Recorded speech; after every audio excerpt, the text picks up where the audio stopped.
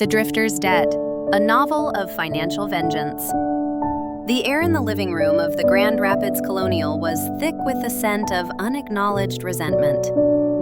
West. Silence.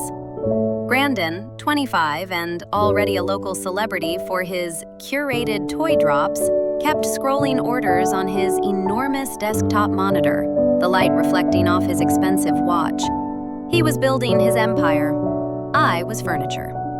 Dad muttered, "Pass the ketchup," his eyes glued to the financial news, speaking over me as if I were a low hum in the background. Mom finally looked up from her perfect mom comments on Brandon's live stream, but her gaze didn't land on me. It landed on the space next to me. "Kayla," she said, her voice a soft, flat sigh of annoyance. "Brandon needs quiet for his live stream. Can you find something to do in your room?" I was 22, freshly graduated, and had been sitting silently reading a dense book on constitutional law for an hour. Brandon's stream was just background noise, but his need for quiet was their excuse to dismiss me. I nodded, gathered my book, and walked past the stainless steel kitchen, past the framed photo of Brandon accepting a Small Business of the Year award, past the life that was never mine. That night, my Aunt Valerie pulled me aside in the hallway, her face sharp in the weak porch light. Valerie, Dad's younger sister, was the family's only outlier, a restless travel writer who saw the Matrix but rarely intervened. "They'll never see you, kid," she whispered, her voice hitting harder than any scream or argument ever could. "They don't look for what isn't loud and profitable. Create your own lifestyle." Her words weren't cruel. They were a diagnosis. I went to my room. I didn't cry. I didn't rage. I felt a cold, crystalline clarity settle over me. They had already mourned me, long before I was gone. They had made me a ghost in my own home. I packed one canvas duffel bag, a few changes of clothes, the law book, $200 in cash I'd saved working campus library shifts, and a laminated map of the Florida Keys. I left my key on the kitchen counter next to the half-empty ketchup bottle and walked out before sunrise. No call, only a text to Valerie. Gone, creating the lifestyle. Her reply came instantly, without judgment. Godspeed. I kept my phone on for 2 days, waiting. Not for panic, but for recognition. There were no missed calls, no frantic texts. I checked the family group chat out of morbid curiosity. Dad was discussing Brandon's new inventory warehouse lease. Mom was asking for advice on a centerpiece for a party celebrating Brandon's new toy line. I was a zero-sum subtraction, a space immediately filled by noise about Brandon. By the second morning, my stomach tight. I noticed Mom, Dad, and Brandon were gone from my contact list. I hadn't deleted them. They had. The erasure was complete, and now it was mutual. 3 months later, I landed on a one-way flight to Key West. One duffel bag slung over my shoulder and $200 in my pocket. The airport shuttle dropped me at a rundown motel off Duval Street. I paid cash for a week, no questions asked. I knew enough law to know that cash transactions left the lightest trail. My first job came from a flyer at the marina dock. Deckhand needed, $10 an hour, no experience required. I showed up at dawn at Tie Line's charter and logistics. I scrubbed decks, hauled massive ice chests, and coiled sticky, brine-soaked lines until my hands blistered and bled through the industrial gloves. The smell of diesel, dead fish, and salt was my new cologne. The boss, a grizzled, taciturn man named Pete, watched me for 3 days. I never complained. I worked from the inside out, attacking the tasks with the cold focus I had learned in the silent colonial house. On the third afternoon, he tossed me a faded, grease-stained company shirt. "You start now," he said, the only onboarding I received. I rented a studio above a dive bar on Green Street. The thin walls shook from live music every night, the bass vibrating through the floorboards. A loud, constant reminder that I was finally somewhere seen. My phone stayed silent. No missed calls, no group chat pings. I checked once a week out of habit, then stopped. Valerie's texts were the only exception. Every Sunday morning, like clockwork, the message landed. Still breathing. I replied with initial one-word responses. Yes. Then short updates. Got a raise. Hands ache. She never asked for details, never mentioned Grand Rapids. I'm happy for you, kid. Keep going. Her messages were the only notifications that didn't feel like obligations, just steady, silent fuel. Flatten turned into months. I learned the rhythm of the docks, the heavy roll of the long-line fishing vessels, the frantic chaos of the charter departures, the captains who tipped in beer, and the ones who demanded respect. I studied the schedules, the logistics, the failure points. I learned that every ship was a system, and every system could be optimized. Promotion came fast, from deckhand to assistant in logistics. My job was tracking fuel deliveries and coordinating crew rotations. It was pure applied math, and I thrived. My first paycheck with the new title hit direct deposit, 4 figures. I bought a used scooter, a battered Vespa, to get around, parking it outside the marina office. It felt like freedom. I avoided social media like a plague, but one rainy evening I logged into an old account to transfer library photos. Brandon's profile popped up in suggestions, the algorithm of their chosen life forcing itself onto mine. His Toy Store page boasted flashy banners, sold-out drops, and celebrity shout-outs.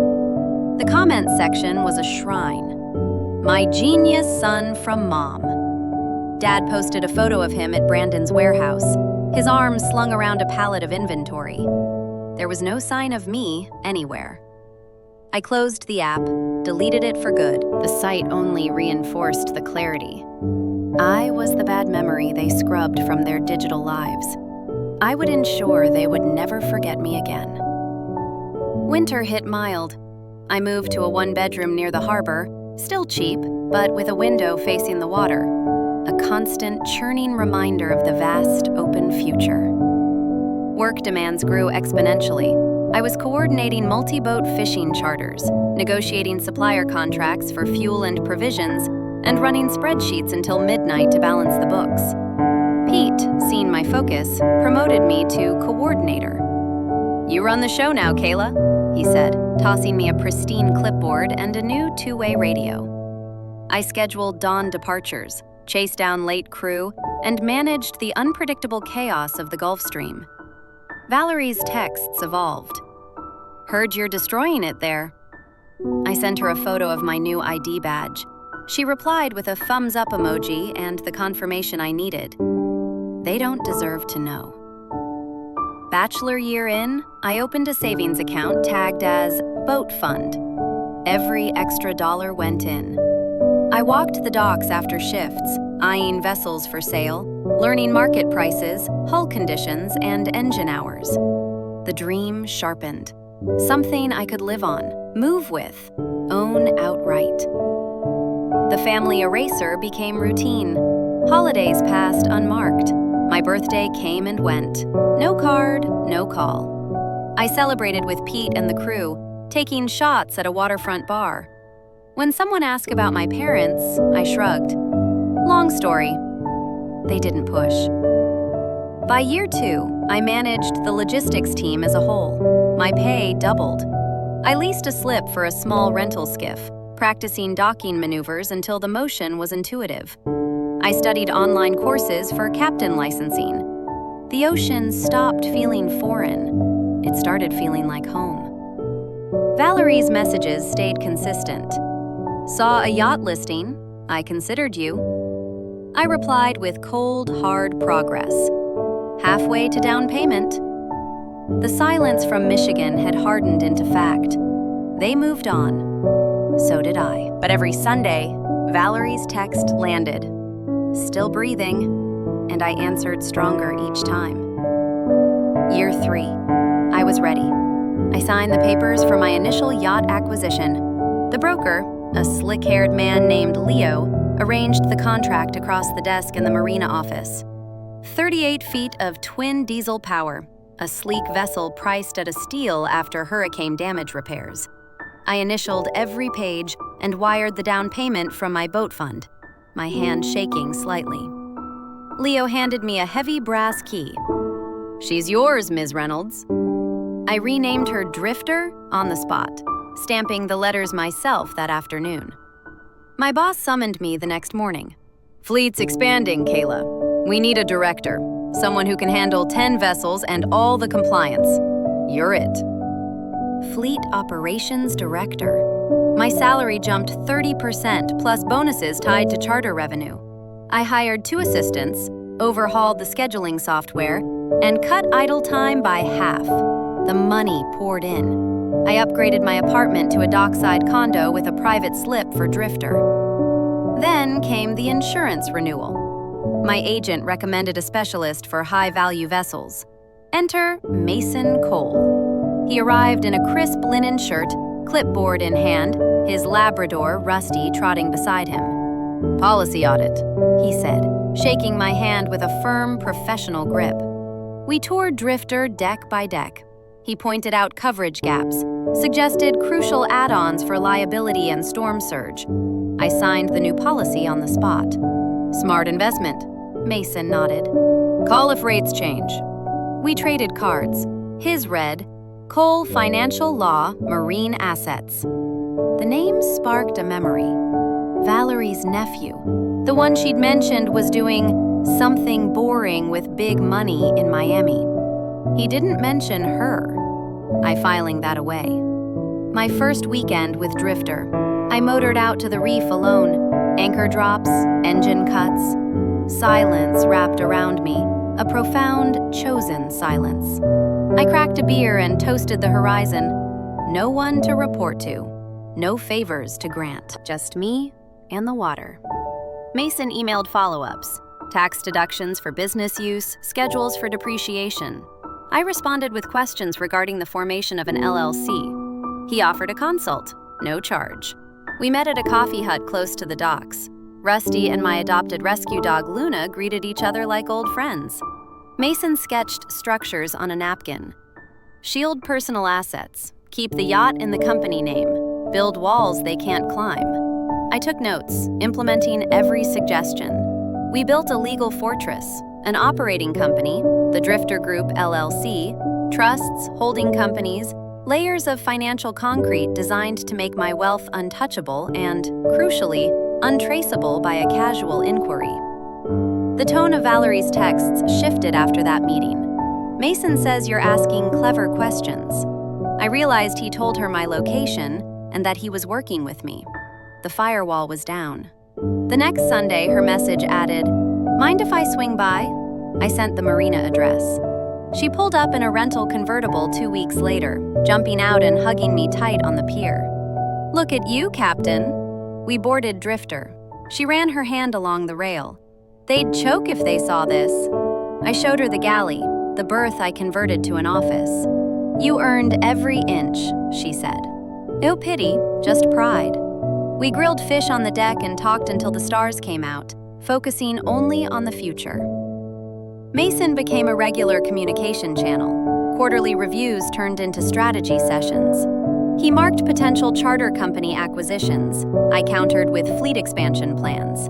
We closed deals over takeout on Drifter's cockpit. Year 4. Workload doubled again. I managed 10 vessels, negotiated multi-million-dollar fuel contracts, and personally trained new captains on proprietary protocols. Bonuses added up. Drifter got upgrades, solar panels, satellite internet. I lived aboard half the week, the condo the rest. Mason drafted irrevocable trusts, protecting my growing equity. "Keep the walls high," he advised. I signed where he marked. Valerie's visits became monthly. She would leave, and the family would remain a void. A few months before the 5-year anniversary of my departure, she snapped a selfie on the bow. "For my phone," she asserted. I didn't think twice. Deflaty Valerie pulled up to the dock on a Saturday afternoon, cooler in hand, sunglasses on her head. "Lunch?" We boarded Drifter with ease. I cleared the cockpit table. fresh lobster rolls. She cleaned her hands and gave me a tour of the latest upgrades. Updated electronics in the helm, custom cushions, 2 monitors in the converted berth office for fleet tracking. "You turned this into a command center," she observed, impressed. At the bow, she stopped. "Stand there." I posed, hands in pockets. She snapped a few shots, then backed up to capture the full length of Drifter with me centered. "Iconic." I squinted. "For what?" "My eyes only," she lied, already typing. Yeah, she showed me the post before hitting send. A photo of me on the boat. Caption: "My niece, Kayla Reynolds, did what no one thought possible. Owns her own yacht now. Built it all herself. She's untouchable." I grabbed for the phone. "Valerie, no!" Too late. Published. Likes rolled in immediately from her small, focused circle. Then, the first wave of comments from the periphery. "Stunner. Queen." I paced the deck. "The family group sees everything you post." She shrugged. "Exactly." She fixed me with a sharp look. "You've come so far, kid. Director, yacht paid off, life on your terms. They're going to come sniffing now. Keep the walls high. 5 years they acted like you were dead. One picture doesn't erase that." Her phone buzzed non-stop. She smirked. "Cousin Jenny. Is that Kayla? She seems wealthy. How?" Valerie pocketed the phone. "See? Envy already. Every word of jealousy is due to you." She raised her water bottle in a silent toast. "To staying untouchable." Post had 300 shares. Valerie forwarded screenshots non-stop. Tuesday. Mom, Linda, finally commented, "Beautiful boat, honey." Valerie texted me, "Mom's fishing." Wednesday, the message arrived. Not a comment, not a text to Valerie, but a private message sent to an obscure, professionally linked email I barely checked. From Richard Reynolds, Dad. Subject: Urgent business opportunity, family matter. "Kate, it's been a long time. I saw the post. You've done well. Brandon needs your help. He's facing a massive inventory customs issue, a delay that became a legal entanglement. If he can't secure a bridge loan by Friday, the entire business collapses. I know you have the resources now. Call me, please. This is life or death for us." I walked to my office, the yacht rocking gently. I didn't call. I replied with the cold, precise language of my new identity. "Send full financial and legal disclosure to Mason Cole, CC'd. I will review the proposed terms for structured financial assistance." Mason, ready in Miami, knew his role. The disclosure arrived hours later. It was a disaster. Brandon's customs issue was a full-blown federal investigation into misdeclared asset values to dodge tariffs. A crime. The debt was immense, and the bank was pulling the line of credit.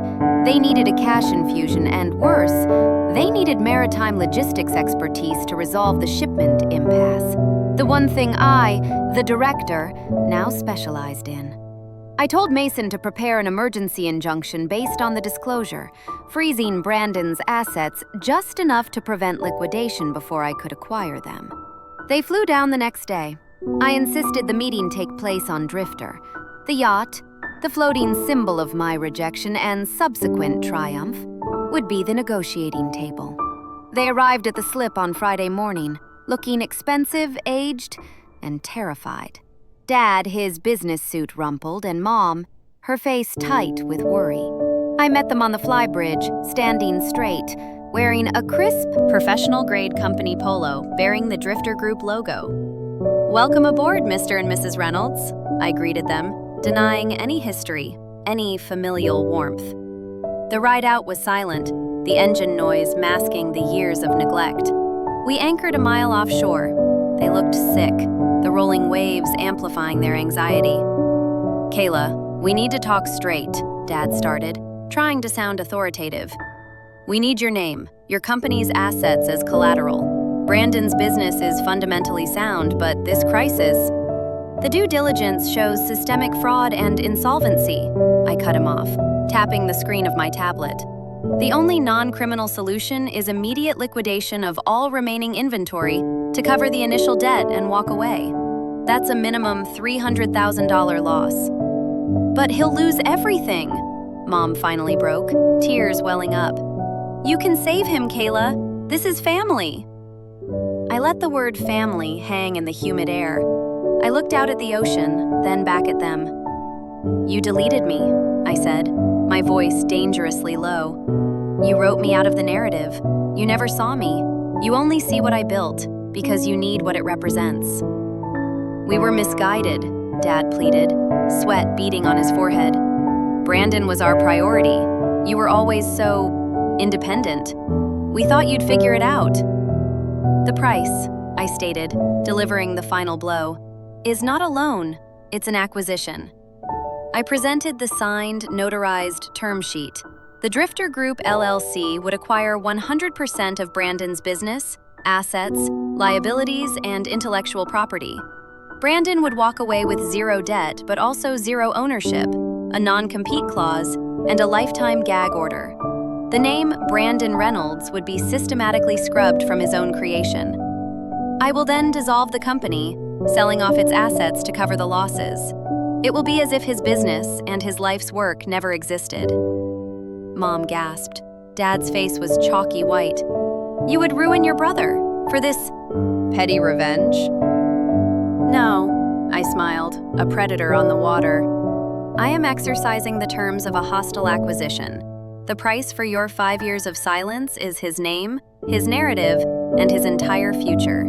You chose him over me. Now, the debt is due." They rejected the terms, screaming about morality and decency. I motored Drifter back to the marina, leaving them exposed and defeated. Mason was waiting with an update. The preliminary injunction was filed. They were financially cornered. Later that night, the real action began.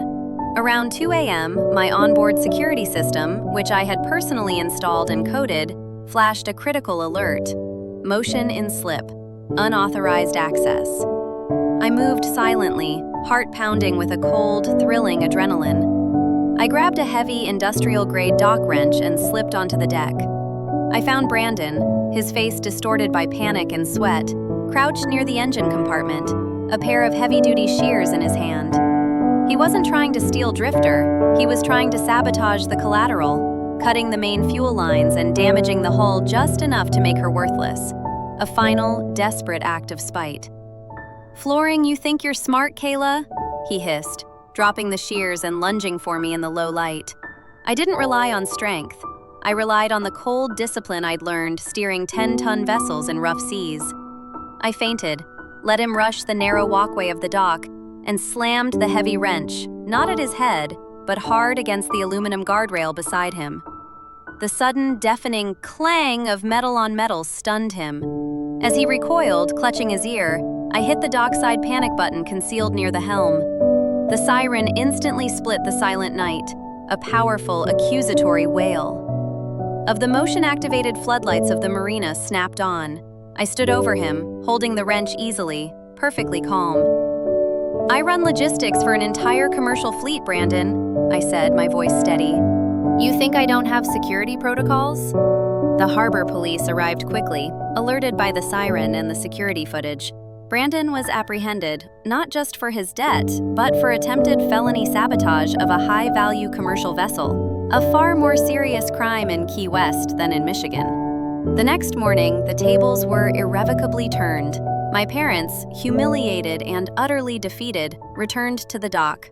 They looked like ghosts now, the roles reversed. "We accept," Dad whispered, broken. "Take it all. Just let him go." "The terms of the acquisition remain," I confirmed. "I take the business, and I guarantee your personal debts related to it are cleared. But the criminal charges, Mr. Reynolds, are now out of my hands. They are a matter for the Key West justice system, the same impartial, cold law that you taught me to respect and that Brandon just violated." I acquired Brandon's company, sold off the inventory at a profit, and used the funds to cover their initial debt. The financial fallout was total. Brandon's public trial was humiliating, and his name was dragged through the local news cycle. I messaged Valerie, sending only 2 words: "Debt paid." Her reply was instant. "Now you can really start breathing, Captain. Welcome home." I stood on Drifter, watching the sunrise over the Atlantic, the gentle rhythm of the waves my only audience. My revenge wasn't the yacht, the title, or the money. It was the quiet, untouchable power I had built in the years they treated me like I was dead. I had chosen my lifestyle, and now they were simply collateral damage.